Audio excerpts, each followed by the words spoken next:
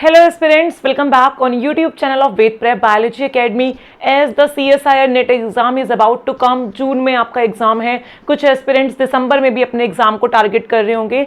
CSIR NET exam की अगर हम बात करें तो एक न्यू कैटेगरी CSIR नेट की तरफ से आई है, UGC नेट रिव्यू कमेटी की तरफ से आई है, जिसके बारे में मैंने आपको यूट्यूब पे बताया भी था कि एक अलग से कैटेगरी नंबर 3 इंट्रोड्यूस हुई है, जिसमें वो एस्पिरेंट जो सिर्फ PhD करना चाहते हैं, जिनको JRF नहीं मिला, जिनको असिस्टेंट प्रोफेसर के लिए एलिजिबिलिटी नहीं मिली, उनके लिए अलग से कैटेगरी होगी जिसके थ्रू आप किसी भी यूनिवर्सिटी में PhD के लिए अपना एनरोलमेंट करवा सकते हैं। ठीक है, तो उसके लिए आपको अलग अलग यूनिवर्सिटीज के एंट्रेंस नहीं देने होंगे। तो हम यहाँ पे कुछ इंपॉर्टेंट टॉपिक्स की बात करने जा रहे हैं। सेक्शन बी और सी के लिए आपके सिलेबस में कंप्लीट 13 यूनिट्स मेंशन है, लेकिन वो एस्पिरेंट्स जिन्होंने कुछ भी नहीं पढ़ा या वो एस्पिरेंट्स जिनको ये नहीं पता क्या पढ़ना है क्या छोड़ना है, ठीक है, तो यहाँ पे मैं कुछ टॉपिक की लिस्ट आपको देने जा रही हूँ, क्योंकि CSIR नेट का जो एग्जाम है ये बहुत ही अनप्रिडिक्टेबल होता है।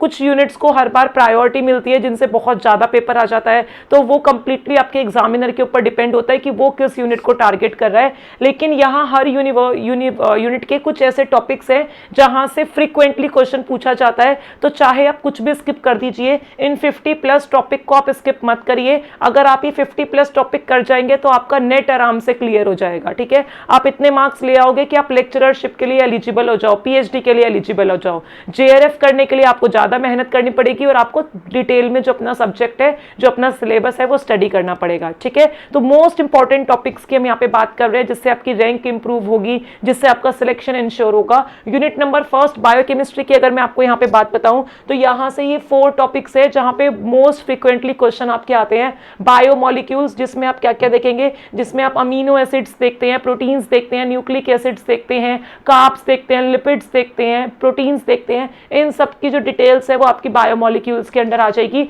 और यहाँ से आपके अच्छे खासे क्वेश्चन आते हैं। मेटाबॉलिज्म से आपके अच्छे खासे क्वेश्चन आते हैं। ग्लाइकोलाइसिस हो गया, क्रैब साइकिल हो गया, ETC oxidative phosphorylation, pentose phosphate pathway, glyoxylate pathway, यहाँ से आपके क्वेश्चन देखने के लिए मिलते हैं। फर्मेंटेशन हो गया, शटल सिस्टम हो गया, तो ये आपके लिए इंपॉर्टेंट है। रामचंद्रन प्लॉट से आपके क्वेश्चन देखने के लिए मिलते हैं। और देन आपका एंजाइमोलॉजी से हर साल सेक्शन सी में एक क्वेश्चन जनरली देखने के लिए मिलता ही मिलता है।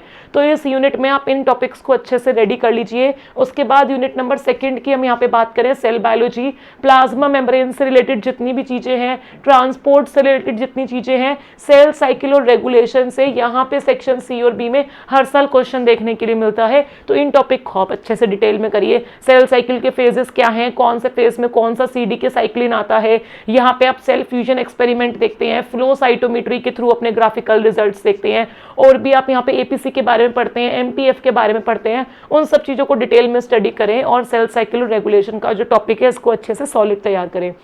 यूनिट नंबर 3 मॉलिक्यूलर बायोलॉजी, इसमें आपको सेंट्रल डोगमा पढ़ना है, यानी कि आपको रेप्लिकेशन, ट्रांसक्रिप्शन, ट्रांसलेशन ये पढ़ना है, मॉडिफिकेशंस पढ़नी है mRNA की, प्रोटीन की। उसके बाद आपको रिकॉम्बिनेशन के बारे में देखना है। DNA रिपेयर सिस्टम से आपके अच्छे खासे क्वेश्चन देखने के लिए मिलते हैं। क्रोमोसोम के बारे में आपको यहाँ पे नॉलेज होनी चाहिए और ओपरोन सिस्टम के बारे में आपको यहाँ पे पता होना चाहिए। ट्रिप्टोफैन ओपरोन है, लैक ओपरोन है, अरेबिनोज ओपरोन है, ये तीनों ही ओपरोन आपको यहाँ पे पता होने चाहिए यूनिट नंबर 3 से। इस बार यूनिट नंबर 3 की अगर मैं बात करूं तो 42 मार्क्स की यूनिट आई थी आपकी यूनिट नंबर 3। सोचो कितना ज्यादा वेटेज था, दिसंबर में 42 मार्क्स की यूनिट आपको देखने के लिए मिली थी। ठीक है, मॉलिक्यूलर बायोलॉजी। उसके बाद यूनिट नंबर 4 जो कि आपका इम्यूनोलॉजी और सेल बायोलॉजी से मिलकर बना हुआ है। यहाँ पे आपको सेल सिग्नलिंग, स्पेशली GPCR और RTK अच्छे से पता होना चाहिए। इसके अलावा आप जेक स्टेट देख सकते हैं, ठीक है, आप TGF बीटा पाथवे देख सकते हैं, लेकिन GPCR और RTK तो आपको अच्छे से आना ही चाहिए। आपको कैंसर और अपोप्टोसिस आना चाहिए। ठीक है, कैंसर कितने टाइप का होता है, क्या क्या प्रॉपर्टीज होती हैं कैंसर सेल्स की, प्रोटोन जीन्स क्या होते हैं, ऑनको जीन्स क्या होते हैं, ट्यूमर सप्रेसर जीन्स क्या होते हैं, रेट्रोवायरस क्या होते हैं, अपोप्टोसिस में कैस्पेसिस का रोल क्या है, कितने पाथवे हैं अपोप्टोसिस के, किस पाथवे में माइटोकॉन्ड्रिया इन्वॉल्व होता है, ये पूरा डिटेल में प्रोसेस आपको यहाँ पे आना चाहिए। देन सेल जंक्शंस और कम्युनिकेशन से भी हर साल आपके एक दो क्वेश्चन देखने के लिए मिलते हैं, both in section B and section C. इसके बाद हम बात करें यहाँ पे यूनिट नंबर 5 की, जो आपकी डेवलपमेंटल बायोलॉजी है। डेवलपमेंटल बायोलॉजी बहुत ही फिक्स्ड यूनिट है, यहाँ से पता होता है एक डेवलपमेंटल बायोलॉजी से और एक यूनिट नंबर 8 जेनेटिक्स से, यहाँ का क्वेश्चन फिक्स होता है कि इन्हीं टॉपिक से आएगा। इसके अलावा बहुत ही रेयर यहाँ पे क्वेश्चन देखने के लिए मिलता है। तो हम इंपॉर्टेंट टॉपिक्स की यहाँ पे बात करें तो ड्रोसोफिला से क्वेश्चन आपका आ सकता है, टेट्रापोड लिम्फ डेवलपमेंट से आपका क्वेश्चन आ सकता है, सेल स्पेसिफिकेशन जो क्लीवेज के टाइप्स होते हैं वहां से आपका क्वेश्चन आ सकता है, पोटेंसी और स्टेम सेल से और सी अर्चिन से आपका यहाँ पे क्वेश्चन आता है, वल्वा फॉर्मेशन जो आप देखते हो। ये कुछ आपके इंपॉर्टेंट टॉपिक्स हैं यूनिट नंबर 5 डेवलपमेंटल बायोलॉजी के लिए। देन प्लांट फिजियोलॉजी में आपको फोटोसिंथेसिस, आपको प्लांट हार्मोन्स के बारे में, फाइटोक्रोम्स के बारे में, आपको प्लांट मेटाबॉलिज्म के बारे में, एबीसी मॉडल के बारे में और सेंसरी फोटोबायोलॉजी के बारे में नॉलेज होनी चाहिए, ताकि आपके 3 से लेके 4 क्वेश्चन सेक्शन सी में और 2-3 क्वेश्चन सेक्शन बी में अपने आराम से यहाँ पे सॉल्व हो जाए। यूनिट नंबर 7 एनिमल फिजियोलॉजी की बात करें तो एंडोक्राइनोलॉजी सबसे इंपॉर्टेंट है, मोस्ट इंपॉर्टेंट टॉपिक है आपका यहाँ पे एंडोक्राइनोलॉजी। जितने भी हार्मोन्स है, ग्लैंड्स है, उनके बारे में आपको पूरा नॉलेज होना चाहिए, उनके पाथवेज जो है उसके बारे में आपको नॉलेज होना चाहिए। सिस्टम की अगर हम बात करें तो यहाँ पे और भी सिस्टम्स है, डाइजेस्टिव सिस्टम है, सर्कुलेटरी सिस्टम है, और भी आपके सिस्टम है, लेकिन रिप्रोडक्टिव, रेस्पिरेटरी और एक्सक्रीटरी, नेफ्रॉन के बारे में आपका यहाँ पे सबसे ज्यादा नॉलेज होना चाहिए। इन 4 यूनिट्स को भी, अगर आप इन 4 टॉपिक को भी तैयार कर जाओगे इस यूनिट से, तो आपके यहाँ पे 4 क्वेश्चन आराम से फंस जाएंगे, ठीक है। यूनिट नंबर 8 इनहेरिटेंस बायोलॉजी है। जेनेटिक्स की बात करें तो माइक्रोबियल जेनेटिक्स, जिसमें आप ट्रांसफॉर्मेशन, कॉन्जुगेशन, ट्रांसडक्शन पढ़ते हो, एक्स्ट्रा क्रोमोसोम इनहेरिटेंस, म्यूटेशंस के बारे में, पॉइंट सेल म्यूटेशंस हैं, आपकी फ्रेम शिफ्ट म्यूटेशन है, नॉन सेंस है, मिस सेंस है, इनसे रिलेटेड डिसऑर्डर्स के बारे में, रिकॉम्बिनेशन के बारे में आपको पता होना चाहिए, पेडिग्री के बारे में, प्रोबेबिलिटी के बारे में और जीन मैपिंग के बारे में आपको नॉलेज होना चाहिए। उसके बाद यूनिट नंबर 9 आप पूरा कर सकते हो, डाइवर्सिटी पूरा लर्निंग है।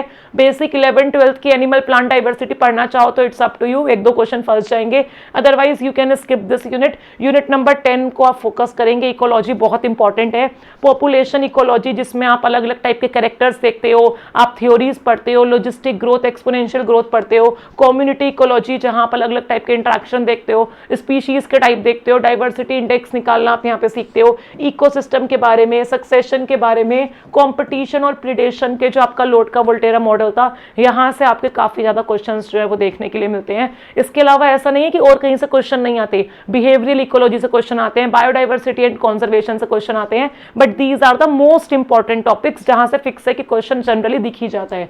यूनिट नंबर 11 इवोल्यूशन की बात करें तो यहाँ आपको एनिमल बिहेवियर के बारे में पता होना चाहिए, यहाँ पे टेरिटरी का, पेरेंटल इन्वेस्टमेंट का, इस टाइप के क्वेश्चंस बहुत बार ग्राफिकल देखने के लिए मिलते हैं। ओरिजिन ऑफ लाइफ कैसे हुआ, क्या क्या एक्सपेरिमेंट थे, थ्योरी थी, एविडेंसेस क्या है इवोल्यूशन के, होमोलोगस, डाइवर्जेंट, कन्वर्जेंट, एनालोगस, को इवोल्यूशन क्या होता है, पैरेलल इवोल्यूशन क्या होता है, ये सब आपको पता होना चाहिए। जो अलग अलग थ्योरीज आई, नेचुरल सिलेक्शन की थ्योरी डार्विन ने दी थी, 3 टाइप के ग्राफ उसने बताए थे, वो सब आपको पता होना चाहिए। जियोलॉजिकल टाइम स्केल, क्लैडोग्राम और फाइलोजेनी आपको पता होनी चाहिए। मेटिंग सिस्टम के बारे में पता होना चाहिए। हार्डी वीनबर्ग प्रिंसिपल से आपके न्यूमेरिकल कई बार देखने के लिए मिलते हैं। स्पीसिएशन के जो 4 टाइप्स हैं वो आपको पता होने चाहिए और जेनेटिक ड्रिफ्ट और बोटलनेक इफेक्ट के बारे में आपको नॉलेज होनी चाहिए। इसके अलावा यूनिट नंबर 12 अप्लाइड बायोलॉजी से आप एग्रोबैक्टीरियम, जीन नॉकआउट और ये टेक्निक्स, FITC, फैक्स, फ्रैप और फ्रेड कर जाओ और RDT कर जाओ और मॉलिक्यूलर मार्कर्स कर जाओ, ठीक है। उसके अलावा बहुत डिटेल में आपको जाने की जरूरत नहीं है क्योंकि सब कुछ पढ़ने से सिलेक्शन नहीं होगा। तो यूनिट नंबर 12 तो मैं हर बच्चे को बोलती हूँ इतना कर लो, सफिशिएंट है। यूनिट नंबर 13 में भी अगर आप सारी टेक्निक नहीं कर सकते हो तो immuno technique, microscopy, spectroscopy, radio labelling technique और जो आपके बायोस्टैटिकल मेथड्स हैं आप इनके ऊपर फोकस करिए। यहां से आपके 4-5 क्वेश्चन आराम से फंस जाएंगे। तो ये टॉपिक्स भी अगर आप अच्छे से तैयार कर लोगे इन यूनिट से तो आप यहाँ पे आराम से इतना स्कोर ला सकते हो कि आपका JRF मार्जिन पे क्लियर हो जाए, आपका नेट क्लियर हो जाए, या जो 3rd कैटेगरी आई है जिसमें आप डायरेक्ट नेट के थ्रू PhD में एडमिशन ले सकते हो वो आपका क्लियर हो जाए। किसी का JRF के जितनी ऑलरेडी पढ़ाई हो चुकी है तो इन टॉपिक को और सॉलिड करो ताकि आप एक रैंक को क्या कर पाए, ऑब्टेन कर पाए। So I wish you all the best. और रिजल्ट्स अभी आए हैं, जैम के भी, गेट के भी, बहुत बच्चों ने क्वालिफाइड किया है, CUT के आने वाले हैं। तो इसीलिए 29, 30 और 31 मार्च को हम अपने रिजल्ट सेलिब्रेट कर रहे हैं। टॉप 1000 स्टूडेंट्स जो होंगे उनको स्कॉलरशिप मिलेगी 50%। चाहे आप ऑफलाइन कोर्स लेना चाहो, लाइव रिकॉर्डेड, या स्टडी किट लेना चाहो, या टेस्ट सीरीज लेना चाहो, जैम के लिए भी, नेट के लिए भी, गेट के लिए भी, पीजी के लिए भी, टाइफर के लिए भी, तो आप इस स्कैन कोड को स्कैन करके रजिस्टर कर सकते हैं, या फिर 9136597244 पर कॉल या मैसेज कर सकते हैं। प्राइसेस बहुत ज्यादा रिड्यूस हैं अप टू 31 मार्च। जून के लिए भी आप प्रिपेयर करना चाहें या दिसंबर के लिए आप अभी से तैयारी करना चाहें और आपको करनी भी चाहिए, तो इसके लिए आप ज्वाइन कर सकते हैं। Thank you so much guys, और सब्सक्राइब करना ना भूलें वेद प्रेप बायोलॉजी एकेडमी को।